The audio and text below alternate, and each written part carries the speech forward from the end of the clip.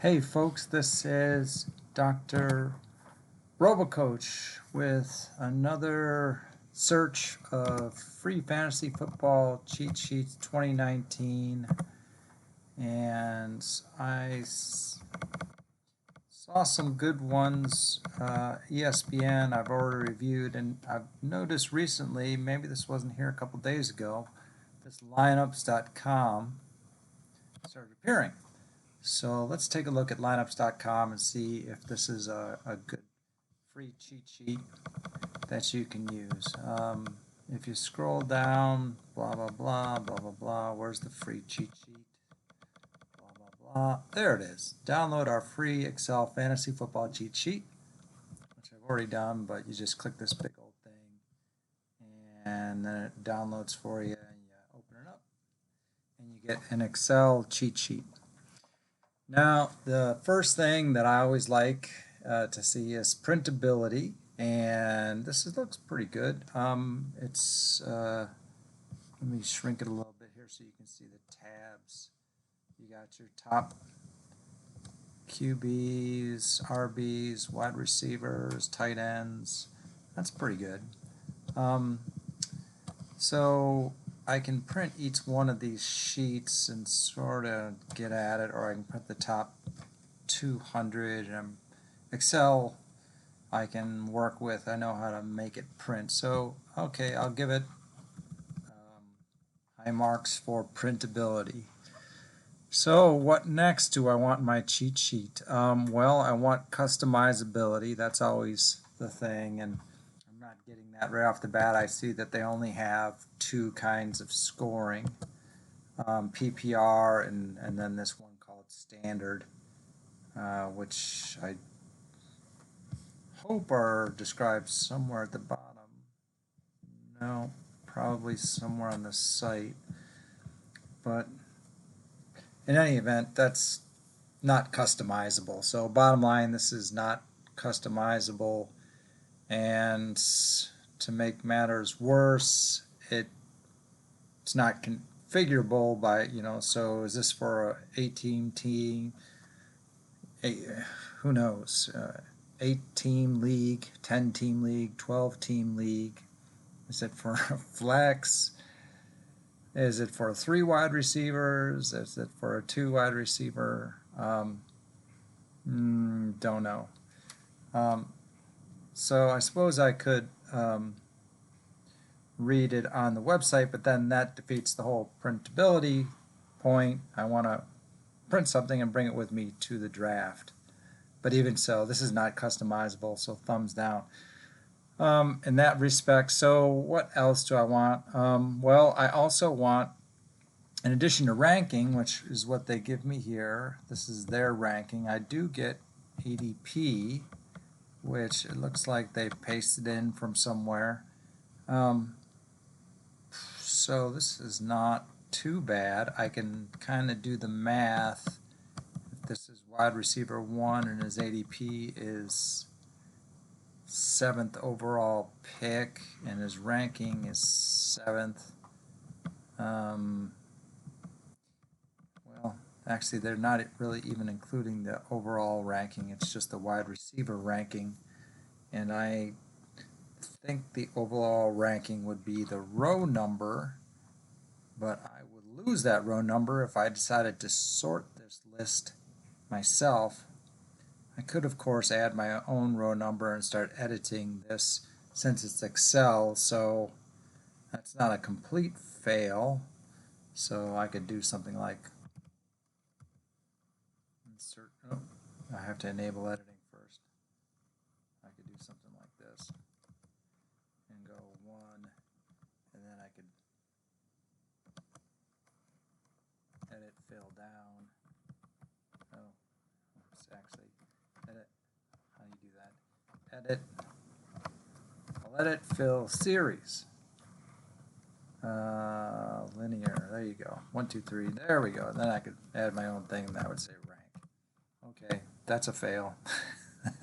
That they made me do that is a fail. But that's how you would do it if you did. And then you could calculate, what the difference is between the ADP and the rank by subtracting these numbers here. I'm not going to, I'd have to parse that number first. Okay, just going to say that's a thumbs down. The ADP is there, but it's not matched up with rank, so I don't know if it's a sleeper or a bust. So basically, I know if it's a sleeper or a bust. If their rank is 1 and their ADP is 1, then that's not a sleeper or a bust. That's right where it is. But if their ADP is 3 and their rank is 2, that's a sleeper. Oh, I'm sorry, that's a bust. No. Rank is 2, ADP is 3. That's a sleeper. He's better than his ADP. So that's a very small sleeper, but it is, mathematically speaking, a sleeper. So Alvin Kamara, I could calculate is a sleeper based upon this ranking, but it's not done here. So they haven't given me any they haven't given me sleepers or busts. I have to do it all myself. That's not that great. This is not going well for these guys, which is unfortunate because I like small sites like, lineups.com. They appear to be a small site, so I'm rooting for them to do a good job. And anyway, all right, let's just keep going. So obviously I can't, I'm not getting any depth chart assumptions, which would be the next thing I want to know about. So it's, let's take a look for the old down the list here until we get to Chubb. Oh, there he is. Nick Chubb has a RB16 ranking and a 20 overall ranking. And what's the depth chart assumption? Is he gonna, this would appear to be saying that Nick Chubb is going to be RB1 for Cleveland all year long, and there's not going to be any running back by committee, because if there were a running back by committee situation, then some of these guys below him would start looking pretty good. I don't want Nick Chubb in an running back by committee, or if he slips to RB2 behind some of those awesome backups. That's just a situation I want to avoid. But again, no depth chart assumptions presented here for Nick or any other player for that matter. Let's keep looking around. What else do we see? There are no tiers. So again, if I come over here, they're telling me that Alvin Kamara is better than Christian McCaffrey by 2.6 standard fantasy points. Are they telling me that they really have the sensitivity in this instrument to tell the difference between 2.6 fantasy points are really? No, they're not saying that, but they're presenting it that way, and somebody unsophisticated might think that these people actually can tell the difference. These are the same player. They're going to score the same amount. They're in the same tier. So if they're in the same tier, why present them with this sort of accuracy? It's ridiculous. So these two guys are in a tier. Saquon appears to be in a tier all by himself, and then we're getting down here into the 240 tier. There's a couple of guys, and then Ezekiel Elliott is anyway. So anybody, any cheat sheet who doesn't give you tiers eliminates the opportunity for you to take advantage of tier drops, where basically Christian McCaffrey and Alvin Kamara are the same player, but so are David Johnson and James Conner. They're both about in the the 240 range tier. So obviously I can wait to get James Conner if his rank is lower than David Johnson, because they're the same. They're in the same tier, cluster, group, whatever you want to call it. And if they're in the same group, then you don't have to pick one or the other. You can wait to get whatever player you want from that group because essentially they're the same player. Despite the fact that David Johnson is 1.5 standard points higher than James Conner, they're the same player. This instrument is not sensitive enough to tell the difference, and they shouldn't present it like that. PPR, same goes over here. It's nice, but again, no tiers.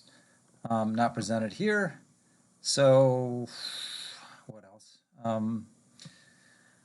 Well, let's see. So we didn't get much anything of what we wanted. I'm not even going to get into the wait until pick, whoop, which I have described, but I'll describe it again here for people who are just seeing some of my reviews for the first time. Whoop is basically the wait until pick. What's the latest that I can wait to pick up a player? So, for example, if I'm interested in James Conner here, what's the latest I can get him at? So the latest I can get him at is basically a mathematical function. If I'm according to this, his ADP is the 9th pick. So if I'm let's see, let's look for somebody with a little bit higher number here.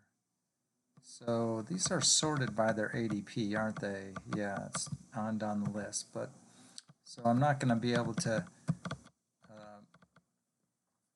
So if anyway, it's basically their rank minus their ADP is the number of spots that I. So if I'm going in the first round and I have the 6th pick, I also have the 16th pick in a 10-player draft because it comes around, loops around. So if a player is who I'm really excited about has an ADP of 16 or 20, then I can wait until the second round to get that player. But that's not presented here. And of course, it's a mathematical calculation. You have to feed in what your draft pick is, and then it'll tell you which round you can draft the player in, but it's not here.